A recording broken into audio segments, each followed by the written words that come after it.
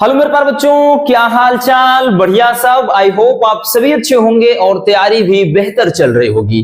तो आज की ये वीडियो बहुत ही लाजवाब है रसगुल्लों, इसलिए आज के इस वीडियो में एक भी पॉइंट मिस मत करिएगा। पता है आप लोग कंप्लीट देखते हो, लेकिन अगर आज वीडियो छोड़ने का भी मूड हो तब भी मत छोड़िएगा बच्चों, क्योंकि आज के इस वीडियो में हम केमिस्ट्री में संपूर्ण किताब के 3 नंबर में मोस्ट इंपोर्टेंट न्यूमेरिकल को देखने वाले हैं। यानी आज के इस वीडियो में जो भी आपके न्यूमेरिकल हैं प्रीवियस ईयर में रिपीट हुए हैं, और सारे के सारे न्यूमेरिकल बच्चों ये आपके 3 नंबर में पूछे जाते हैं और ये फिक्स है आएंगे, इसमें कोई दो राय नहीं है, क्योंकि आपके केमिस्ट्री में वैसे भी ज्यादा चैप्टर न्यूमेरिकल वाले हैं नहीं। इसलिए बच्चों इसे कंप्लीट जरूर देख लीजिएगा। बाकी आप लोग फिजिक्स के लिए जो इतना परेशान है बच्चों, थोड़ा वेट करिए, जल्द से जल्द केमिस्ट्री का निपटारा कर दें। एक चैप्टर बचा है, फिर फिजिक्स के 5 चैप्टर हैं, उनको भी फिर तो भाई उन्हीं की बारी है, इसलिए परेशान मत रहिए। हमें पता है बच्चों, आपके कमेंट को हम देखते हैं। चलिए देख लेते हैं, सारे के सारे 3 नंबर वाले हैं आपके क्वेश्चन। जैसे पहला क्वेश्चन है बच्चों, पहला न्यूमेरिकल ध्यान से देखिएगा। कह रहा है कि 2 द्रवों ए तथा बी के वाष्प दाब क्रमशः 80 mm व 60 mm है।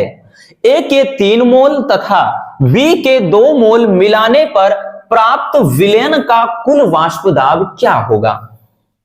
ठीक है, चलिए ये आपको बताना है। चल सबसे पहले बच्चों करते क्या है, वैल्यू लिख लेते हैं। कह रहा ए तथा बी के वाष्प दाब, तो इसको हम पी नॉट, इसको हम ऐसे प्रेजेंट करेंगे पी नॉट ए। ठीक, ए का आंशिक वाष्प दाब समझिएगा।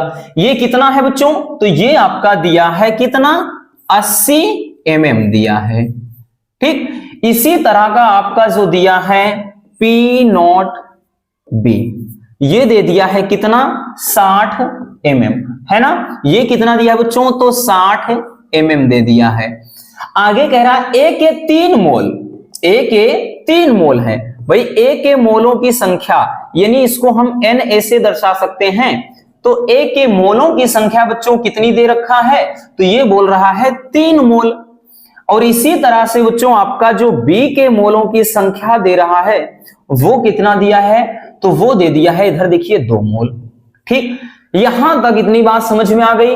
सबसे पहला काम ही यही करना है बच्चों, क्योंकि न्यूमेरिकल कोई हवा नहीं है ना, कोई खतरनाक जानवर नहीं है जो आपका शिकार कर लेगा, बल्कि आपको शिकार करना है इसका।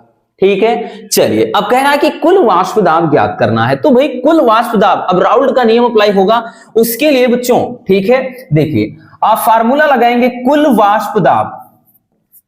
ठीक, कुल वाष्प दाब, वाष्प दाब यानी P से मान लेते हैं कि भाई अगर P बराबर लिखते हैं तो इसका जो फार्मूला हो जाएगा वो आपका हो जाएगा P not A into x A लिखिए, या फिर इसको काई ए लिखते हैं, plus P not B into x B, ऐसे। ठीक, यहां से बच्चों हम निकालेंगे कुल दाब, कुल वाष्प दाब निकालेंगे। तो इसके पहले मतलब एक्स ए जिसको या काई ए पढ़ते हैं, ठीक, तो एक्स ए का मान समझिए निकालना पड़ेगा। सबसे पहले एक्स ए क्या है, तो यहां पर वो है एक, मतलब ए के मोलों, मतलब ए का मोल प्रभास। तो भाई हम सबसे पहले एक्स ए निकालेंगे, और हमें पता है इसके निकालने के लिए क्या करते हैं, जिसका पूछा जाए उसके मोलों की संख्या ऊपर रखिए और नीचे दोनों के मोलों की संख्या होगी। ठीक, इस तरह से। तो इसके मदद से बच्चों हम निकालेंगे एक्स ए बराबर, ये आपका निकल जाएगा Na कितना है, 3 है, और नीचे दोनों का योग, तो भाई नीचे दोनों का योग कितना हो जाएगा, 5 हो जाएगा, है ना। एक बार वैसे लिख देते हैं, Na मतलब ये क्या है, 3 + 2, तो ये आपका आ जाएगा 3/5। इसी तरह XB जिसको काई भी बोलते हैं, तो XB बराबर हम निकाल लेंगे। तो यहां पर B के मोलों की संख्या और नीचे भाई दोनों का योग। ठीक है, इस तरह से। तो यहां से बच्चों हम निकाल पाएंगे XB बराबर क्या हो जाएगा, ध्यान से समझना। B के मोलों की संख्या कितना है, 2 दिया है ना, 2 दे दिया है बच्चों, और नीचे दोनों का योग तो 3 + 2 ही होगा। तो तो यहां पर आ गया 2/5 एक्स बी का मान। अब इस फार्मूले की मदद से क्या करना है, अपने को सॉल्व करना है। ठीक है, चलिए हम क्या करते हैं, कुल वाष्प दाब के लिए बच्चों, कुल वाष्प P नॉट A मतलब ये जो दिया है 80, ठीक, और उसके बाद A के मोल अंश, ठीक है, या मोल प्रभास है ना, क्योंकि बच्चों ये क्या है, मोल प्रभास के लिए ही फार्मूला होता है। ठीक, तो ये भाई इसका मान कितना निकाले हैं, 3/5 प्लस क्या हो जाएगा, B का मतलब वाष्प दाब, B का वाष्प दाब कितना है बच्चों, 60 है। उसके बाद B के मोलों की संख्या, तो B के मोल की संख्या ये आपको दिख रहा है 2/5। हम क्या करते हैं भाई, काट देते हैं ना, काट देते हैं, इजिली एकदम सिंपल है, इसको काटेंगे, 5 एकम 5 हो जाएंगे, 5 छंग 30 है ना, इसको काट देते हैं, 5 बराहियम 60, ठीक होगा। तो इसके बाद यहां से P बराबर क्या निकलेगा भाई, 16 तिया 48 हो गए और प्लस 12 दूनी 24 हो गए।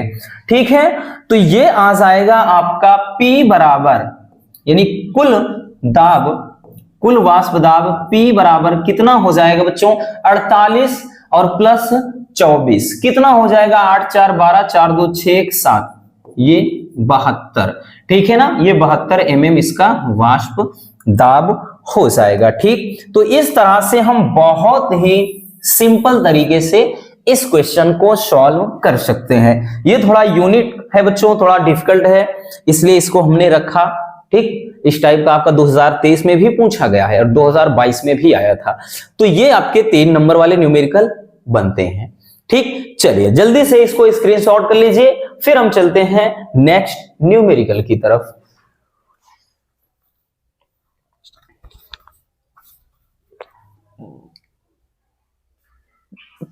चलिए बच्चों, अब देखते हैं नेक्स्ट क्वेश्चन को।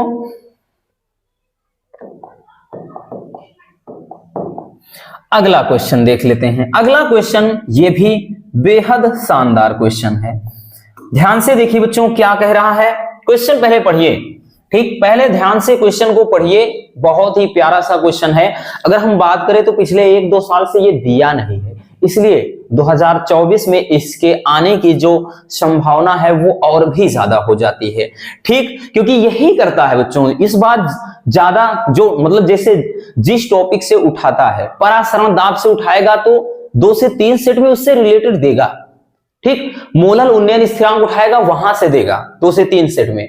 तो उसके बाद जब अगले साल क्या करता है, उस टॉपिक को छोड़ता है, तो जो बचे हुए ये आपका मतलब वाष्प दाब में अपेक्षिक अवनमन और मोल प्रभास का जो रिलेशन होता है उस पे आधारित न्यूमेरिकल है, और बहुत ही प्यारा सा न्यूमेरिकल है। इसलिए बच्चों इसको अच्छे से आपको समझना पड़ेगा। चलिए देखते हैं, एकदम सिंपल है। कह रहा है कि किसी ताप पर एक विलायक का वाष्प दाब 0.416 बार है। बार ये मतलब इसका दाब का मात्रक है। ठीक है, फिर कह रहा है कि 0.5 ग्राम अवाष्पशील वैद्युत अनपघट्य ठोस को 42 ग्राम विलायक में घोला गया है। प्राप्त विलयन का जो वाष्प दाब है 0.414 बार पाया गया, तो ठोस के मोलर द्रव्यमान की गणना कीजिए। और विलायक का मोलर द्रव्यमान दिया है 84 ग्राम प्रति मोल दिया है। ठीक है, चलिए इसको सॉल्व करते हैं, बहुत ही प्यारा सा है। देखिए कह रहा है कि विलायक का वाष्प दाब, ठीक, विलायक का वाष्प दाब बच्चों कितना दिया है, तो ये शुद्ध विलायक का वाष्प दाब P नॉट क्या होता है, शुद्ध विलायक का वाष्प दाब। तो विलायक का जो वाष्प दाब दिया है वो दिया है 0.416, ठीक, इतना बार दिया है। ठीक, इतना बार दिया है। आगे कह रहा है कि 0.5 ग्राम अवाष्पशील वैद्युत अनपघट्य को, तो ये दिया है विलेय का भार, यानी जो घोला जाता है उसको विलेय से लिखते हैं बच्चों स्मॉल w। तो विलेय का भार कितना दिया है, तो ये दिया है आपका 0.5 ग्राम, है ना। आगे कह रहा है बच्चों ठोस को 42 ग्राम विलायक में घोला गया है। तो भाई विलायक का भार कितना है, कैपिटल W विलायक होता है, तो विलायक का भार दिया है कितना, 42 ग्राम, 42 ग्राम। आगे सवाल में कह रहा है कि प्राप्त विलयन का वाष्प दाब जो है, यानी PS, प्राप्त विलयन का वाष्प दाब कितना है बच्चों, तो ये दे दिया है आपका 414, ठीक, 0.0 कितना 414 बार दिया है।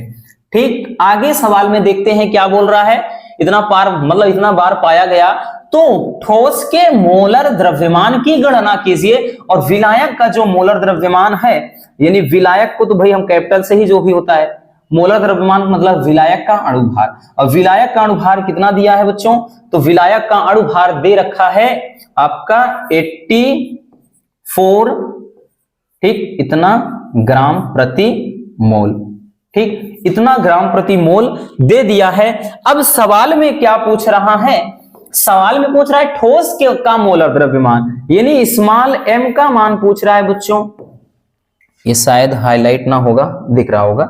चलिए, अब फार्मूला कौन सा अप्लाई करेंगे, ध्यान से समझना। फार्मूला होता है बच्चों, ठीक, अगर हम देखेंगे P not P S W small मतलब स्मॉल डब्ल्यू स्मॉल एम, ठीक है, इन सब में क्या होता है, तो होता है P not minus P S upon P not बराबर डब्ल्यू बाई एम होता है इंटू, ठीक, इंटू क्या हो जाता है कैपिटल एम अपान कैपिटल डब्ल्यू। ठीक, ये आपका फार्मूला होता है, क्योंकि ये जो चीज होता है एन अपान एन करके होता है भाई, एन का बराबर डब्ल्यू बाई एम होता है, नीचे भी डब्ल्यू अपान एम लिखेंगे तो ये चीज ऊपर चला जाता है, वही चीज। ठीक है, चलिए, तो हम इसी की मदद से क्या करेंगे, इसको सॉल्व करते हैं। ठीक, चलिए देखते हैं बच्चों, चलिए वैल्यू पुट करते हैं। पी नॉट का मान कितना है 0.416 माइनस पी एस क्या है 0. ठीक, विलयन का मतलब विलयन का वाष्प दाब कितना 0.414, ठीक, अपान कितना हो जाएगा पी नॉट का मतलब फिर से वही एक बार 0.416, ठीक है, इतना बराबर बच्चों इधर देखते हैं स्मॉल डब्ल्यू कितना दिया है रसगुल्लों 0.5 दिया है, अपान स्मॉल एम अपने को चाहिएगा।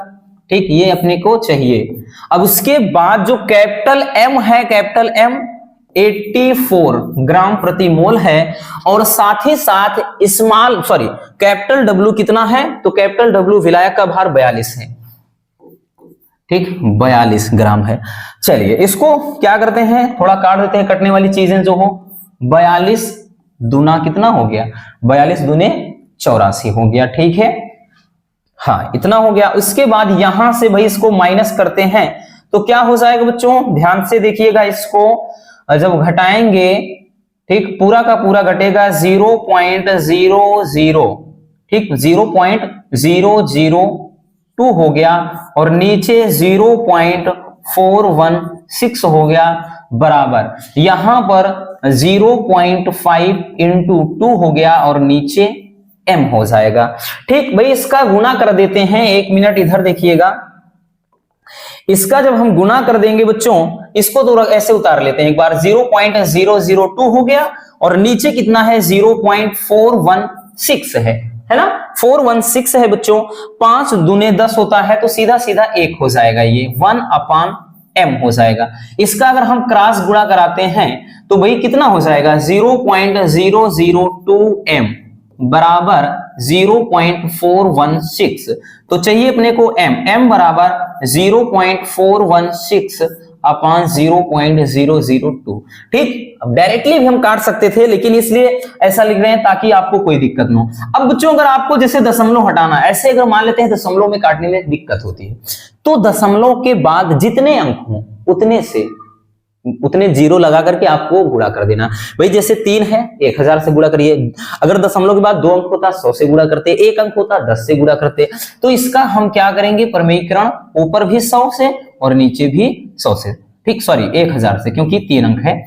तो ये कितना हो जाएगा भाई, ऊपर तो 416 हो गया और नीचे केवल 2 हो गया, तो फटाक से आंसर अपना आ जाएगा कट के। क्या हो जाएगा भाई, तो ये हो जाएगा 2 दूना 4 और 2 अठे 16।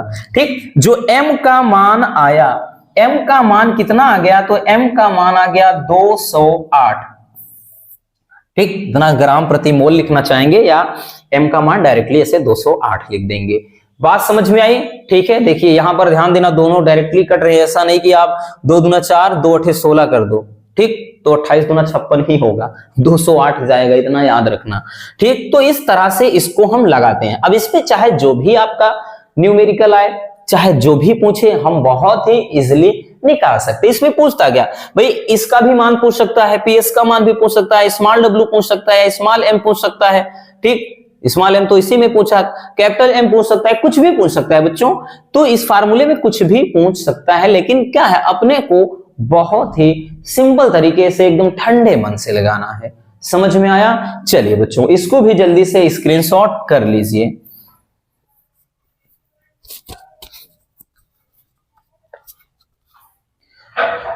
चलिए अब हम देखते हैं नेक्स्ट न्यूमेरिकल को। अगला जो न्यूमेरिकल है, ये न्यूमेरिकल बेहद लाजवाब है। कह रहा है कि 27 अंश सेल्सियस पर डेसीमोलर यूरिया विलयन का परासरण दाब ज्ञात कीजिए। ठीक है, क्या करना है? परासरण दाब ज्ञात करना है। सबसे पहले करते क्या है बच्चों, जो भी कुछ भी दिया है लिख लेते हैं। वैसे तो आपको एक ही चीज दिख रहा होगा, लेकिन इसमें एक चीज से ज्यादा चीजों का मान दिया है। ठीक, 27 अंश सेल्सियस, तो भाई ये टेम्परेचर दे रखा है। टेम्परेचर कितना दिया है बच्चों? तो ये दिया है आपका 27 अंश सेल्सियस। तो अपने को कन्वर्ट करना पड़ेगा इसको अंश सेल्सियस से केल्विन में। तो हम 273 क्या करेंगे भाई, इसमें ऐड कर देंगे, तब जाकर के ये केल्विन में कन्वर्ट होगा। ठीक, 7 3 10, 7 2 9 1 10, यानी 300 केल्विन हो गया। ठीक है ना? चलिए आगे देखते हैं बच्चों। कह रहा है कि डेसीमोलर, ठीक, डेसीमोलर यानी यहां पर जो सांद्रता दिया है, डेसीमोलर का मतलब 1/10 होता है। ठीक है ना, ये डेसीमोलर होता है।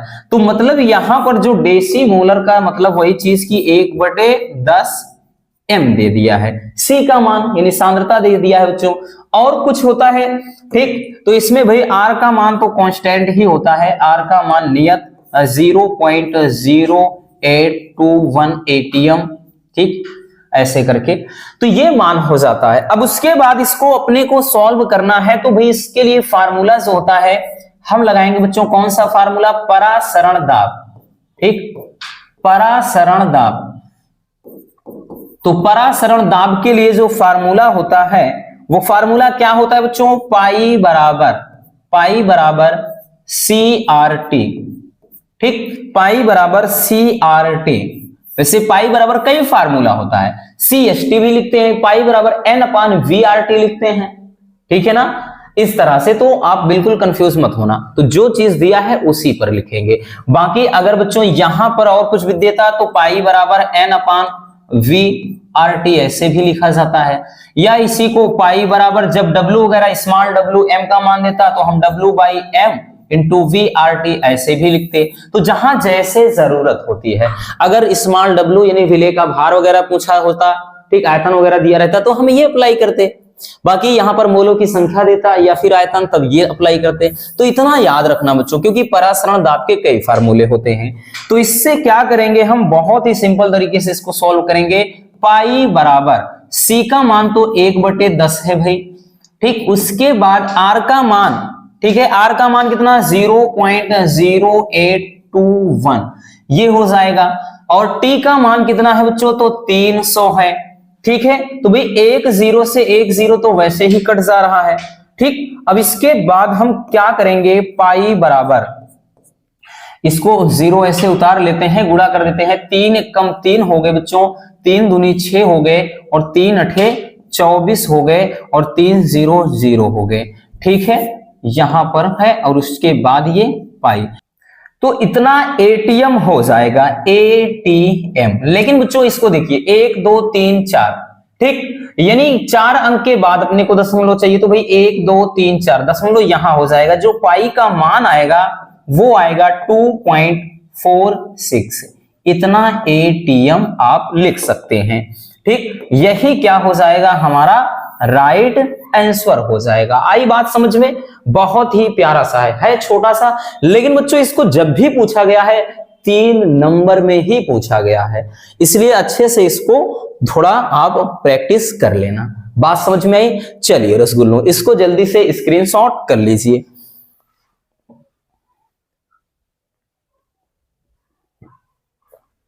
चलिए बच्चों, अब चलते हैं हम नेक्स्ट क्वेश्चन की तरफ। धीरे धीरे क्वेश्चन का लेवल मजेदार होता जाएगा। चलिए ये क्वेश्चन देखिए, ये क्वेश्चन बहुत ही शानदार क्वेश्चन है और इस क्वेश्चन की खास बात ये है बच्चों कि ये क्वेश्चन भी, अगर हम बात करें तो ये क्वेश्चन भी आपका पिछले, ठीक है, 1-2 साल से नहीं पूछा गया है। 2022 में देखने को मिला है, 2017 में, 19 में ऐसे पूछा गया है, ठीक। लेकिन ये 2000 ना तो 22 मतलब 20 में दिया है, 22 में नहीं, ना तो 22 में आया ना 23 में, इसलिए अब की बार पूरा मूड बनाएगा भाई एग्जामिनर, ठीक। जो भी होंगे उनका पूरा का पूरा मूड बनेगा कि इस क्वेश्चन को अब की बार फेंक दीजिए। इसलिए बच्चों अपने को तो एकदम तैयार रहना है, जैसे ही क्वेश्चन दिखाई पड़े तुरंत निपटारा कर देना है। कह रहा है कि NaCl HCl CH3COONA sodium acetate के लिए सीमांत मोलर चालकताएं क्रमशः 126 साइमन सेमी स्क्वायर प्रति मोल, एक पूरा स्क्वायर लिख दिया, चलो कोई दिक्कत ना, 425.9 साइमन सेमी स्क्वायर प्रति मोल और 91 साइमन सेमी स्क्वायर प्रति मोल है। तो कह रहा है कि CH3COOH यानी एसिटिक अम्ल के लिए अनंत अंतता पर मोलर चालकता ज्ञात कीजिए। तो सबसे पहले देखिए बच्चों, कह रहा है कि NaCl, ध्यान से समझना, NaCl, ठीक, और उसके बाद अगला है HCl, नेक्स्ट है कि CH3COONA। इन सबकी अगर हम अनंत तनुता पर मोलर चालकता निकालते हैं, ध्यान से समझा बच्चों, अनंत तनुता पर अगर इन सबकी हम मोलर चालकता निकालते हैं तो इसका भाई अगर हम तोड़ते हैं, इसको अगर हम चार्ज के रूप में तोड़ते हैं, यहां m होगा, सब में m होता है, चार्ज के रूप में तोड़ते हैं बच्चों, तो ये क्या हो जाएगा, इसको ऐसे लिखेंगे, ठीक भाई, Na+ में हो जाएगा, Na+ में, और उसके बाद बच्चों अगर प्लस करके करेंगे हम, ये आपका किस में टूट जाएगा, Cl- में, ठीक, ये Na+ में Cl- में। और ये जो मान दिया है आपका वो कितना दिया है, ये मान दिया है भाई 126 साइमन सेमी स्क्वायर प्रति मोल दिया है, ठीक है ना। तो ये आपका इक्वेशन नंबर 1 हो जाएगा, ठीक है, इक्वेशन नंबर 1 अपन दे देते हैं। दूसरा बच्चों, ठीक, दूसरा क्या है, ये हमने क्यों किया ऐसा, क्योंकि बच्चों आपने कोलराउस का नियम पढ़ा है। कोलराउस का नियम ही यही कहता है, अनंत तनुता पर किसी वैद्युत अपघट्य की जो मोलर चालकता होती है उस विलयन में उपस्थित उस अपघट्य के, ठीक, यानी आयनों के चालकताओं के योग, मतलब जो आयन होंगे, ठीक है ना, उनके योग के बराबर होता है, ठीक, जो आयन का मोलर चालकता है उनके योग के बराबर होता है, ठीक है। चलिए इसको हम तोड़ेंगे तो क्या लिखेंगे बच्चों, इसको तोड़ेंगे जब HCl, ठीक, HCl, तो ध्यान से समझिएगा, तो यहां से हम लिखेंगे H+ में, क्योंकि भाई H पे प्लस चार्ज होता है, ठीक, और उसके बाद आपका जो Cl है माइनस पे, और ये आपका वैल्यू कितना दिया है बच्चों, तो ये दिया है दूसरा वाला 425.9, ठीक, साइमन सेमी स्क्वायर प्रति मोल, ठीक है, इतना चीज। आगे देखिए भाई 9 इधर का है, 425.9 है, ठीक। अगला देखिए बच्चों क्या दिया है, तो CH3COONA, अगर हम इसमें देखेंगे, ठीक, इसको अगर हम मोलर चालकता मतलब अनंत तनुता पर मोलर चालकता के रूप में लिखेंगे तो आपका भाई इसमें CH3COO इस पर माइनस चार्ज होता है बच्चों, और आपका जो Na होगा उस पर, सोडियम पर क्या होता है भाई, प्लस चार्ज होता है, ठीक है ना। तो ये वैल्यू जो आपका दिया है वो कितना दिया है, तो भाई ये वैल्यू दिया है अपना कहा गया 91, यानी 91 साइमन सेमी स्क्वायर प्रति मोल, ठीक है, ये चीज दिया है। तो अब कह रहा है हमसे ये पूछ रहा है बच्चों कि अनंत तनुता पर आपको CH3COOH की मोलर चालकता ज्ञात कीजिए। और ये आपको कब पता चलेगा, ध्यान से समझिए, कुछ देखो बेसिक बातें हैं वो समझिए बच्चों। कह रहा है कि CH3 और COOH, तो थोड़ा इसको समझिएगा रसगुल्लों। CH3COOH यानी इसमें कौन कौन से चार्ज हैं, तो CH3COO पे तो माइनस होता है और H पे प्लस। तो इन तीनों समीकरण में, ये जो आपको तीनों समीकरण दिख रहे हैं, तो जरा ध्यान से, ठीक, आप जरा ध्यान से बच्चों इसको ये बताइएगा हमें कि इनमें हम क्या करेंगे कि आपका ये चीज बन जाएगा। थोड़ा गौर से समझिएगा, हमने ये कहा कि आप क्या करेंगे कि CH3COO के साथ H जुड़ जाए। अगर आप समीकरण, ठीक, समीकरण ध्यान से देखिएगा, 2 और 3 को जोड़ दें, 2 और 3 को जोड़ने की बात कह रहे हैं। अगर हम 2 और 3 को जोड़ते हैं तभी तो CH3COO माइनस वाला और H से प्लस जुड़ जाएगा और यही चीज आएगा। ठीक, ये जोड़ करके, ठीक, समीकरण 2 और 3 जोड़ करके अगर हम इसमें समीकरण 1 को घटा देते हैं तो Na इसमें तो प्लस था, इसमें माइनस हो जाएगा, ये भी कट जाएगा। ठीक, और ये जो आपका Cl प्लस था ये माइनस में हो जाएगा, ये भी कट जाएगा। तो केवल यही वाला पार्ट तो बचेगा। तो हम लिखेंगे बच्चों इसमें कि समीकरण 2 प्लस समीकरण 3 और माइनस करके, और समीकरण क्या हो जाएगा 1। तो इसका मतलब यह है, आप इसे हिंदी में लिखना चाहें लिख सकते हैं कि समीकरण 2 और 3 को जोड़कर समीकरण 1 घटाने पर। ठीक, चलिए तो घटाते हैं बच्चों, ठीक है ना, क्योंकि ध्यान से समझना, ये चीज अगर हम आयनों में तोड़ेंगे रसगुल्लों तो ये आपका यही तो बनेगा भाई, ये आपका क्या बन जाएगा इस तरह से कि CH3 और COO ये माइनस में हो जाएगा, और उसके बाद अगर हम इसकी बात करें तो आपका ये जो H है ये प्लस में, इसको तोड़ेंगे तो यही तो आएगा। तो हमें कैसे मिलेगा, ठीक, तो चलिए देखते हैं। तो समीकरण हम डायरेक्टली बता रहे हैं बच्चों, समीकरण आप क्या करेंगे, 2 मतलब समीकरण 2 और 3 को जोड़ना है। तो समीकरण 2 भाई कितना वैल्यू है, पूरा वैल्यू जो रखा जाता है उसी को रख दीजिए बस, 425.9, ठीक, और प्लस कितना 91, ठीक, ये चीज हो गया। और समीकरण 1 घटाना है, इसमें 126 घटा दीजिए। चलिए इसको क्या करते हैं, हम इसको पहले जोड़ लेते हैं। भाई जब जोड़ेंगे तो ये कितना हो जाएगा बच्चों, ये पॉइंट का 9 इधर रहेगा भाई, 5 1 6 9 2 11 की 1, और इसके बाद 4 1 5 हो गया, और माइनस का 126 कितना माइनस हो जाएगा, है ना। ये फिर घट के कितना आ जाएगा, ये भाई दशमलव का 9 रहेगा, और 6 6 12 हो गए, ठीक है ना, सॉरी घटना है तो 0 हो गया, और उसके बाद 11 में से 2 गए 9, उसके यहां 3, 390.9 साइमन सेमी स्क्वायर प्रति मोल, इतना हो जाएगा। ठीक है, इस तरह से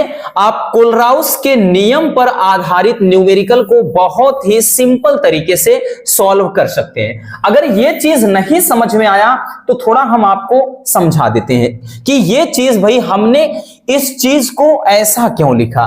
देखिए बच्चों, समीकरण 1 मतलब कह रहा है समीकरण जब हमने 2 और 3 को जोड़ा तो समीकरण 2 भाई यहां पर समझिए बच्चों, पहले ऐसे ही समझ लेते हैं, H वाला है, ठीक, और उसके बाद Cl है, तो समीकरण 1 और मतलब 1 हो गया, और 1 और 2 को जोड़ना है तो उसके बाद हम प्लस का चिन्ह लगाते हैं। तो भाई यहां पर आपका ये CH3COO था ये चीज, और उसके बाद Na था, ये समीकरण 1 2 जोड़ दिया। अब घटाएंगे 1 वाला, तो इसमें Na प्लस वाला घटाएंगे, ये भी चिन्ह इसकी वजह से माइनस, Cl वाला घट जाएगा, तो ये चीज तो भाई इससे कट गया, ये चीज तो इससे कट गया, तो यही तो बचा ना बच्चों, यही तो CH3COOH, ठीक, यही तो दोनों आयन बचे हैं, देख सकते हैं यहां H प्लस वाला है और उसके बाद CH3COO ये चीज बचा है। ठीक, इसलिए बच्चों हमने ऐसा किया है। ठीक है, बाकी आपने तो इस पर बहुत सारे न्यूमेरिकल लगाए ही होंगे, नहीं भी लगाया है तो आपको बस यही समझना है कि जो चीज पूछा जाए वो कैसे आएगा जोड़ने घटाने से, बस सीधी सी बात है और कुछ भी नहीं। तो चलिए जल्दी से इसको भी स्क्रीनशॉट कर लीजिए।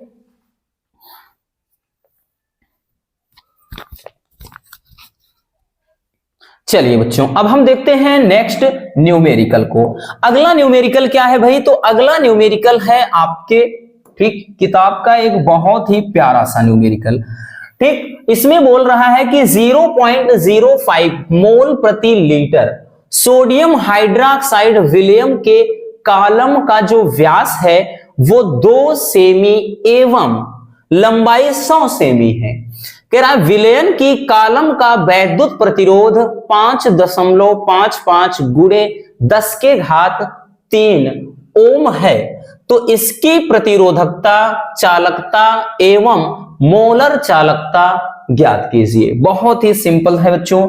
कैसे करेंगे भाई? 0.05 मोल प्रति लीटर, यानी मान लेते हैं ये m का मान दिया है, ठीक, कितना? 0.05, ठीक, इतना। आगे कह रहा है कि सोडियम हाइड्रोक्साइड यानी NaOH के बारे में बोल रहा है। इसके विलयम के कॉलम का व्यास जो है, बोले तो जो व्यास है d का मान, ठीक, चाहे कैपिटल D लिखिए या स्मॉल d, जो व्यास है बच्चों वो दिया है आपका 2 सेमी। तो हम त्रिज्या निकाल लेते हैं ना भाई। त्रिज्या कैसे निकालेंगे? r बराबर व्यास बटे 2 होता है, तो भाई 2/2 हो जाएगा। व्यास भाई त्रिज्या बराबर क्या होता है? व्यास बटे 2, व्यास 2 दिया है, 2/2 काट देंगे इसको, यानी आ जाएगा कितना? आपका जो r का मान आया वो कितना आ गया बच्चों?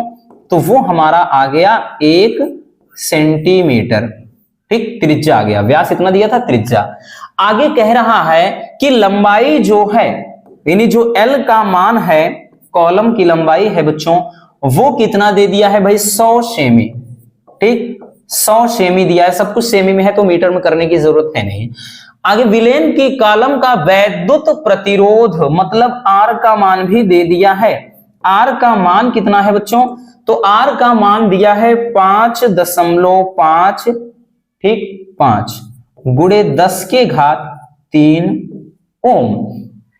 तो कह रहा है इसकी प्रतिरोधकता, ठीक, इसकी कह रहा है कि प्रतिरोधकता, मतलब बच्चों आपका रो का मान निकालना है। इसकी प्रतिरोधकता, दूसरा चालकता के का मान, तीसरा मोलर चालकता, ठीक, सॉरी, मोलर चालकता, ये इतना चीज आपको निकालना है। चलिए देखते हैं, बहुत ही सिंपल है बच्चों। देखिए आपका जो मेन फार्मूला होता है, सबसे पहले रो बराबर, इसको रो पढ़ते हैं, रो बराबर RA/L, रो बराबर RA/L, ये आपका फार्मूला होता है। बट अपने को A का मान नहीं मालूम है, तो हम क्या करेंगे? बच्चों A का मान निकाल लेंगे। A बराबर होता है पाई R²। तो A बराबर पाई का मान 3.14, R का मान 1 का स्क्वायर, कोई मतलब है नहीं, तो A का जो मान आया 3.14, ठीक है ना, यही सेमी स्क्वायर हो जाएगा। A का मान मिल गया। अब इस फार्मूले की मदद से हम क्या करते हैं? इसको सॉल्व करते हैं, ठीक। तो रो बराबर हो जाएगा आपका R का मान 5.55 गुणे 10 के घात 3 गुणे A का मान 3.14 और अपान कितना हो जाएगा बच्चों? L का मान है तो वही 100 सेमी है। L का मान 100 सेमी। देखिए बच्चों, एक देखिए, अगर एक इसमें गुणा कर देंगे तो रो बराबर ये हो जाएगा आपका 55.5, यानी 1 0 से इसमें गुणा करा दिए तो बचा केवल यहाँ पर 2 0, यानी 100 बचा और 3.14 और नीचे कितना है? 100 है, तो ये से ये कैंसल, ठीक। तो इसका जो गुणा हो जाएगा कितना होगा? 1 मिनट थोड़ा चेक कर लेते हैं। 55.5, तो ये आएगा बच्चों 174, ठीक, यानी 174 इधर 2 के बाद और कुछ भी आ सकता है, ठीक, एक है हमने बढ़ा के लिख दिया है, ठीक।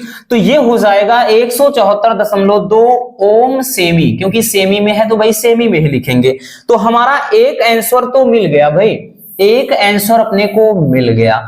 अब दूसरा क्या पूछ रहा है बच्चों? दूसरा ये पूछ रहा है, ठीक, दूसरा कह रहा है कि हमें क्या चाहिए? K का मान, ठीक है ना, यानी चालकता, विशिष्ट चालकता जो होता है कप्पा बोलते हैं कप्पा बराबर 1 अपान रो, कप्पा बराबर 1 अपान रो। तो इस फार्मूले की मदद से हम के का मान निकालेंगे भाई। तो इस पे हम क्या करेंगे, के का मान निकालेंगे। के बराबर 1 बाई रो का मान कितना 174.2 है। जब इसको काटेंगे कितना आ जाएगा भाई, 3 बार कम है, 4 बार, 4 नहीं 5 बार, फिर 6 बार, 6 बार ज्यादा हो जाएगा, 5 बार, ठीक है। तो ये कट के अगर हम इसको काटते हैं बच्चों तो के बराबर इधर से ही देख लेते हैं, के बराबर ये 0.00572 इतना जाएगा, ठीक। फिर से लिख देते हैं थोड़ा सही से, 0.00572 ये ओम इनवर्स सेमी इनवर्स में हो जाएगा, यानी प्रति ओम प्रति सेमी हो जाएगा, ठीक। तो यहां से हमारा दूसरा आंसर आ गया के बराबर, ठीक, कप्पा बराबर। अब तीसरा क्या पूछ रहा है बच्चों, तीसरा कह रहा है कि मोलर चालकता, ठीक। तो मोलर चालकता क्या हो जाएगा, फार्मूला कप्पा गुणे 1000, कप्पा गुणे 1000 बटे कितना हो जाएगा आपका, ठीक, एम का मान, है ना। इस फार्मूले पर हम क्या निकालेंगे आराम से, मोलर चालकता। तो यहां से हो जाएगा बच्चों आपका, ठीक, यहां से लिखेंगे के का मान कितना है 0.00572 इंटू 1000 अपान कितना हो जाएगा बच्चों 0.5, ठीक। तो 5 एकम 5, 5 एकम 5 और 5 तिहाई मतलब 15 ज्यादा, 5 दूनी 10, ठीक है।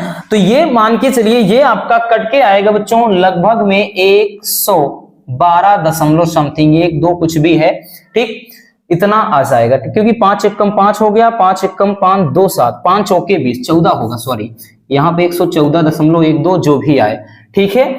ये आपका आ जाएगा मोलर चालकता का मान, ठीक, मोलर चालकता का माना जाएगा, ठीक। तो इस तरह से ये वाला और भी ज्यादा इंपॉर्टेंट है। अगर हम इसको देखेंगे बच्चों ना, अगर आप 2023 का भी क्वेश्चन पेपर उठाओगे ना, 3 से 4 सेट में पूछा गया था इस टाइप का क्वेश्चन। तो ये क्वेश्चन बहुत ही लाजवाब है, थोड़ा आपको परेशान कर सकता है अगर आप प्रैक्टिस नहीं करोगे, इसलिए बच्चों इसको अच्छे से समझना पड़ेगा। चलिए जल्दी से इसको स्क्रीनशॉट कर लीजिए, फिर हम चलते हैं नेक्स्ट क्वेश्चन की तरफ।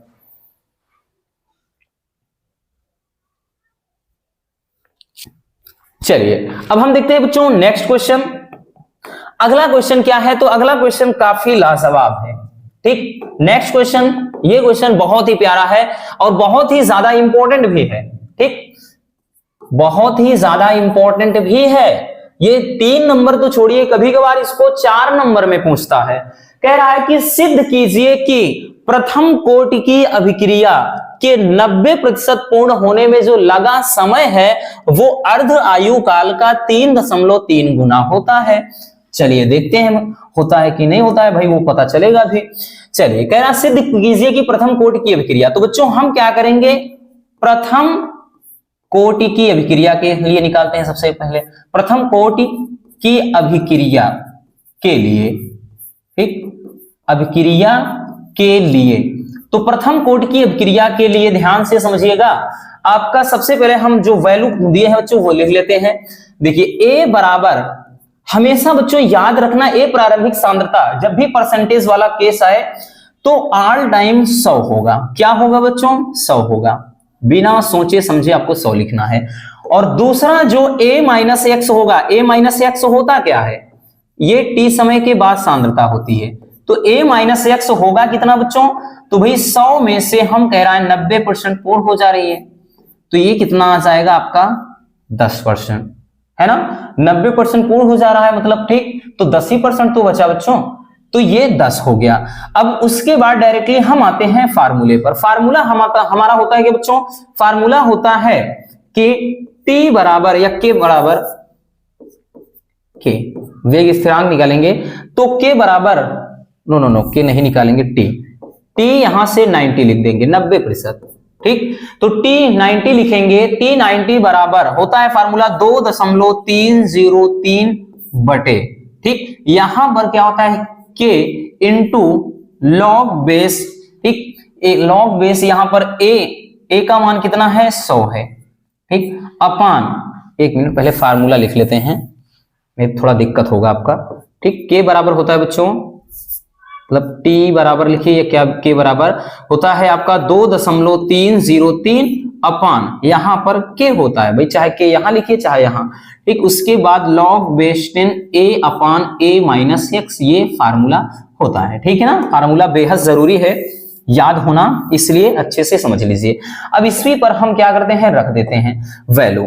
तो भाई यहां पर हम रखते हैं T90 लिखेंगे, T90 बराबर 2.303 भाई, के का मान तो भाई अपने को कुछ नहीं मालूम, रख देते हैं लॉग बेस 10, ए का मान तो भाई कितना है 100 है, ठीक, ए माइनस एक्स कितना है 10 है, तो काट देते हैं।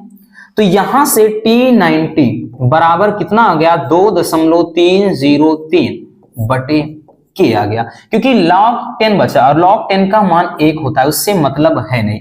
log 10 का मान कितना 1 होता है, ठीक, इसलिए यहां पर 1 रखने का कोई मतलब रह नहीं गया। इसको अपन दे देते हैं इक्वेशन नंबर 1, ठीक, इक्वेशन नंबर 1। अब लिखते हैं बच्चों किसके, हम अब लिखेंगे, अब यहां से लिखते हैं कि अर्ध आयु काल के लिए, अर्ध आयु काल के लिए, अर्ध आयु काल के लिए, ठीक, क्योंकि इसमें अर्ध आयु काल का कह रहा है इतना गुना होता है, तो अर्ध आयु काल के लिए बच्चों इसको लिखेंगे क्या, टी हाफ, टी हाफ बराबर होता है 0.693 बाई के, ये फार्मूला हो जाता है ना, यही तो फार्मूला होता है भाई, ठीक, ये हमारा फार्मूला होता है टी हाफ बराबर।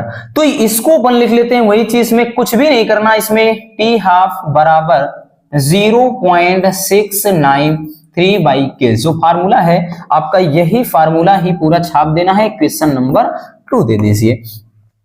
अब क्या करेंगे बच्चों, समीकरण, ठीक, समीकरण 1/2, ठीक। अब उसके बाद हम क्या करेंगे बच्चों, भाग लगा देते हैं, है ना, भाग लगा देंगे। तो समीकरण भाई कहां गया, समीकरण जो 1 था किधर गया, किधर, ये रहा, ठीक, यहां पर T90 बराबर ये हो जाएगा 2.303 बटे के हो जाएगा बच्चों, ठीक। और उसके बाद इधर क्या है, टी हाफ है, क्या है, टी हाफ। तो यहां पर इसको क्या करेंगे, बराबर यहां लगा देते हैं, ठीक, बराबर यहां पर टी हाफ वाला वैल्यू क्या है 0. ठीक, टी हाफ वाला ये चीज 0.693 बाई के, तो भाई के से के तो खत्म हो गया, ठीक। क्या बचा बच्चों, ध्यान से देखिएगा, ये आपका बच गया, 1 मिनट, ठीक, इसको अलग कर लेते हैं बॉर्डर।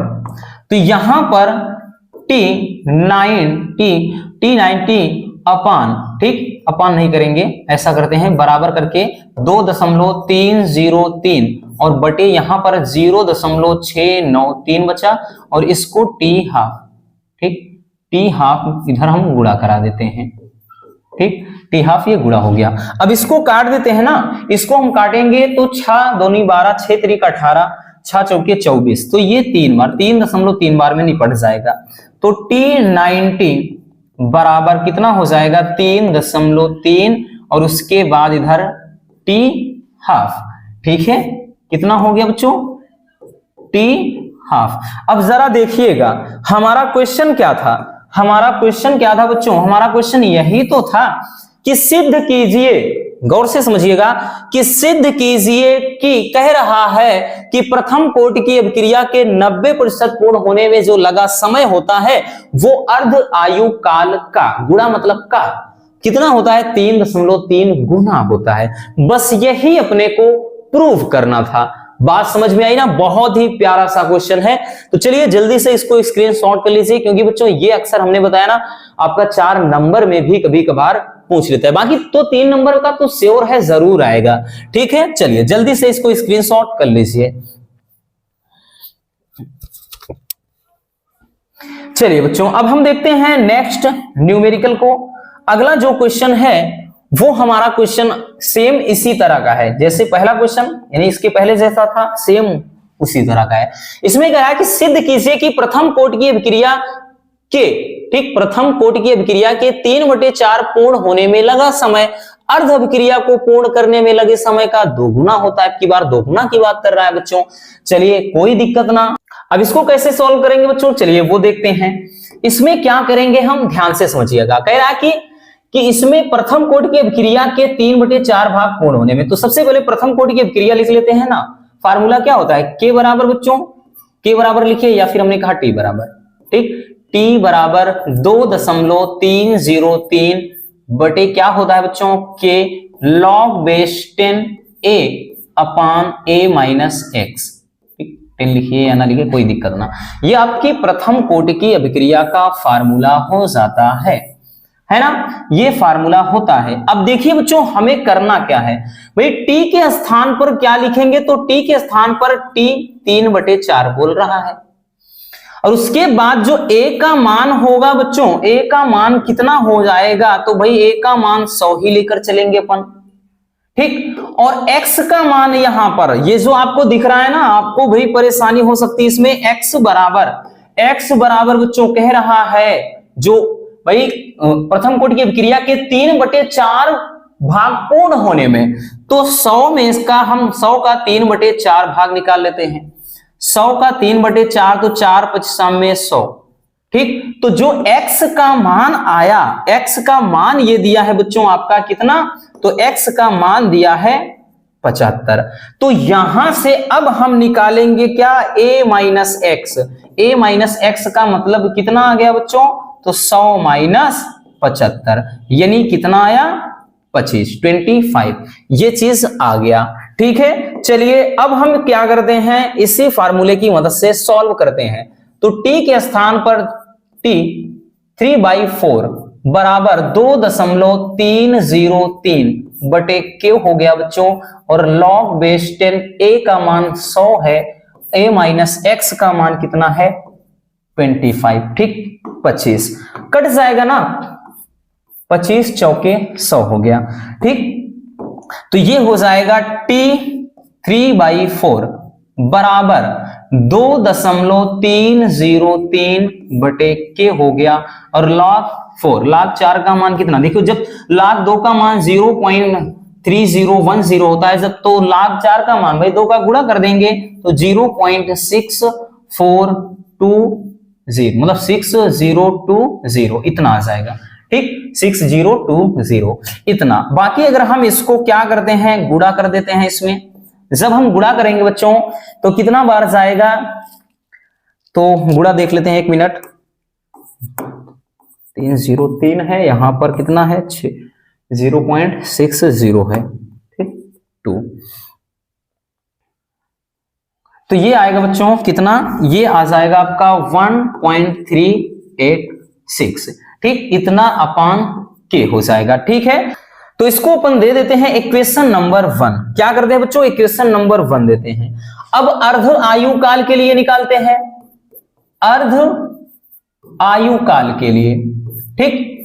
अर्ध आयु काल के लिए निकालते हैं तो भाई क्या हो जाएगा, अर्ध आयु काल के लिए हमें पता है टी हाफ बराबर कितना हो जाएगा 0.693, ठीक, अपान के हो जाता है, ठीक है। तो इसी को इक्वेशन नंबर 2 दे देते हैं अपन, ठीक। अब वही चीज की भाई समीकरण 1 भागे 2, ठीक है। 1 और 2 का भाग लगा देते हैं बच्चों। 1 2 का भाग जब हम लगाएंगे क्या हो जाएगा भाई, T9 है, ठीक। यही तो है, no no no no no 9 नहीं है भाई, इसमें 90 नहीं है, T3/4 है, ठीक। भागे कितना है, T हाफ है। तो भी इसका क्या करते हैं, इसका वैल्यू कितना है, तो T3/4 का 1.386 यानी 1.386 बटे कितना हो जाएगा बच्चों, के का मेन बटा है 0.693 बटे के। तो भाई के से तो के फिनिश हो गया है ना, के से के कट गया बच्चों। अब आपका क्या हो जाएगा, मक्खी बहुत परेशान कर रही, कहीं बैठ जाती, टच ही नहीं काम करता है, पता नहीं कहां से एक घुस आती है और परेशान करके हमको रख देती है, ठीक। T 3 बटे 4 हो जाएगा बराबर, इसको उधर भगा देते हैं तो ये 1.386 हो जाएगा और नीचे 0.693 हो जाएगा, ठीक है ना। और ये गुणे में हमने कहा इसको भगाते हैं तो इधर t हाफ हो जाएगा। जब इसको हम काटेंगे बच्चों, ये पूरा का पूरा 6 दूनी 12, ये तो 2 बार में फिनिश हो जाएगा। तो यहां पर आया का t3/4 बराबर 2 गुणे t हाफ। और प्रूव क्या करना था अपने को प्रूव यही तो करना था भाई, यही तो करना था कि सिद्ध कीजिए कि प्रथम कोटि की अभिक्रिया के 3/4 भाग पूर्ण होने में लगा समय अर्ध आयु काल का क्या होता है, 2 गुना होता है। तो ये चीज आपको यहां पर प्रूव करना था। तो इस तरह से हम बहुत ही इजीली इसको सॉल्व कर सकते हैं। तो चलिए जल्दी से इसको स्क्रीनशॉट कर लीजिए।